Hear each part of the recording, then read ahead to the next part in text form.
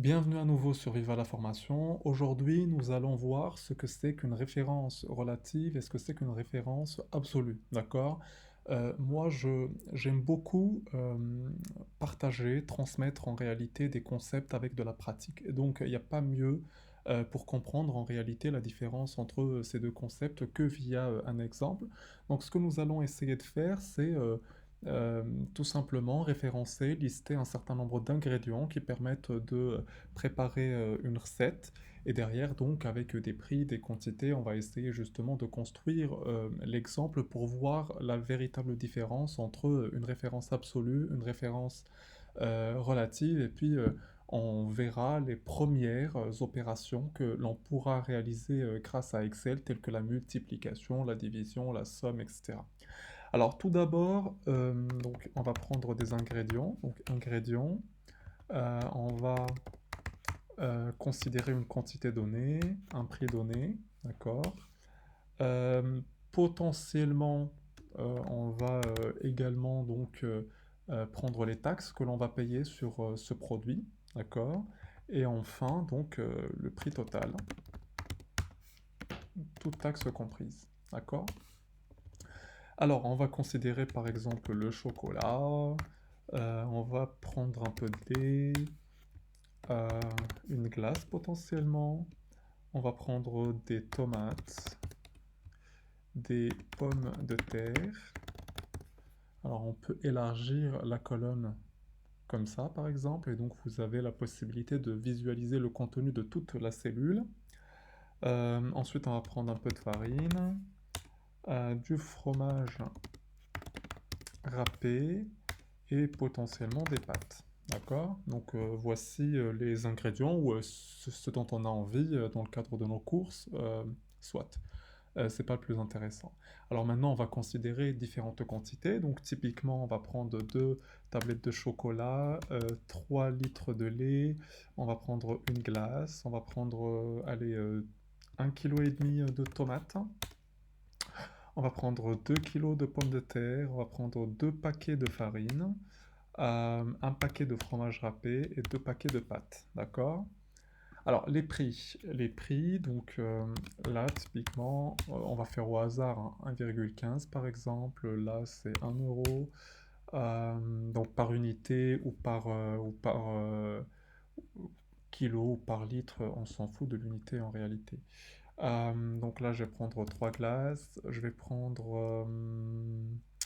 Enfin, là, c'est 3 euros, pardon, la glace.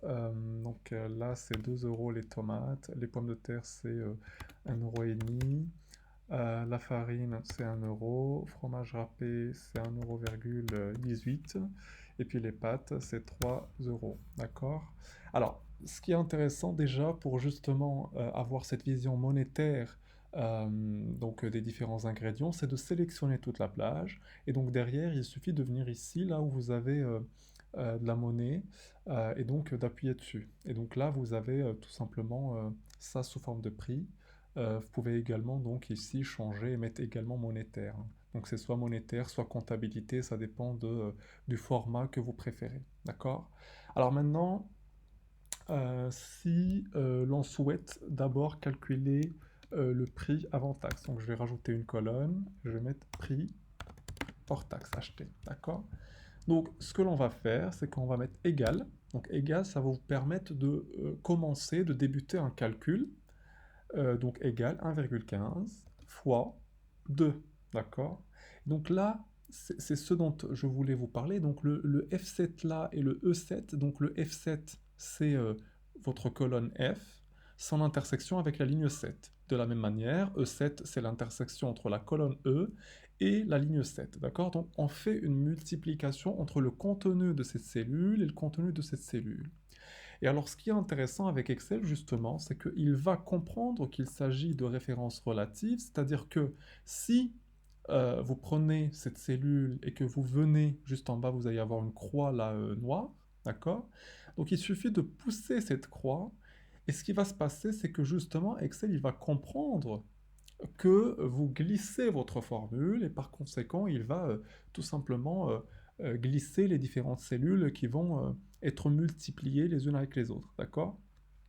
Et donc, ça vous permet tout simplement de faire votre calcul de manière plus simple, d'accord? Donc là, on va mettre par exemple le total.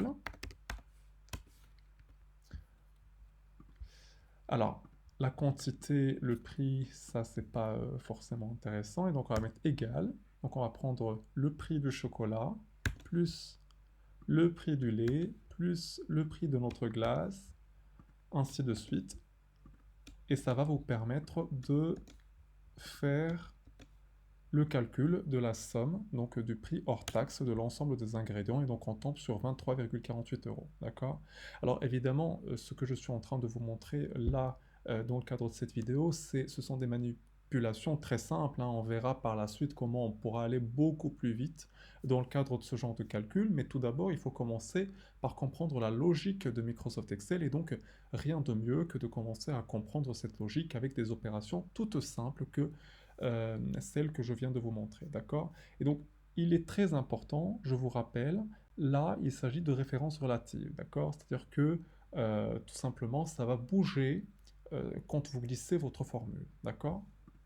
Alors maintenant, on va venir juste là, et on va inscrire TVA, et juste à côté, on va inscrire le taux de la valeur ajoutée, donc la taxe sur la valeur ajoutée qui est de 20%, typiquement en France ou en Belgique.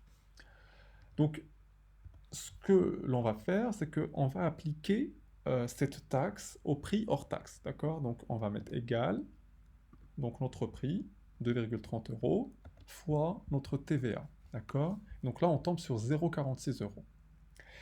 Et ce qui est très intéressant, c'est que si on fait la même manipulation que tout à l'heure, donc si on glisse justement jusqu'au bout, eh bien la formule n'est plus bonne, parce que là on a des 0 euros, et par conséquent, en réalité, Excel il n'a pas compris, il a fait bouger également la valeur de la cellule ici, ce qui n'est pas bon, parce que la TVA, elle ne change pas, c'est une valeur unique, et on n'a pas envie que justement Excel s'adapte au fur et à mesure que l'on glisse justement notre curseur. On ne veut pas que la formule s'adapte de ce côté-ci, d'accord? Donc c'est la raison pour laquelle il faudrait considérer que le taux de TVA, qui est inscrit dans la cellule B2, eh bien, il s'agit d'une référence absolue, c'est-à-dire que c'est une référence, c'est une cellule que l'on souhaite bloquer, d'accord? Et c'est exactement ce que nous allons faire maintenant. Donc le B2, on va rajouter un dollar juste avant le B pour bloquer la colonne, et on va rajouter un dollar juste avant le 2 pour bloquer la ligne, d'accord? Donc là, on pourra glisser comme ce que nous faisions tout à l'heure, et donc là on obtient donc la taxe sur chaque produit acheté. Il suffit donc de glisser la formule qui est inscrite ici et on obtient directement la taxe, hein. Donc si on met en gras, on peut même faire un contrôle de cohérence et calculer donc le pourcentage donc, des 70 euros sur les 23,48 euros. Et donc là, si on transforme cette valeur en pourcentage, on tombe bien sur les 20%, ce qui veut dire que le calcul a bien été fait, d'accord? C'est toujours intéressant de faire des contrôles de cohérence quand vous faites des calculs, que ce soit sur Excel, que ce soit ailleurs, pour être sûr que les calculs sont bien faits. Donc maintenant, on va calculer le prix total, d'accord? Donc toute taxe comprise, et donc là, il suffit de rajouter la taxe sur le prix hors taxe, et donc de glisser le tout, et enfin de glisser la dernière formule, et on obtient donc le prix total de nos courses qui s'élève à 28,18 euros. Voilà pour la séance d'aujourd'hui, donc j'espère que ça vous plaît. Si vous êtes satisfait du contenu, n'hésitez pas à vous abonner dans la chaîne, de telle sorte que vous puissiez recevoir l'ensemble des vidéos que je vais vous proposer. N'hésitez pas également à liker la vidéo et à nous soutenir, à poser vos questions en commentaire. Je vous dis à très bientôt.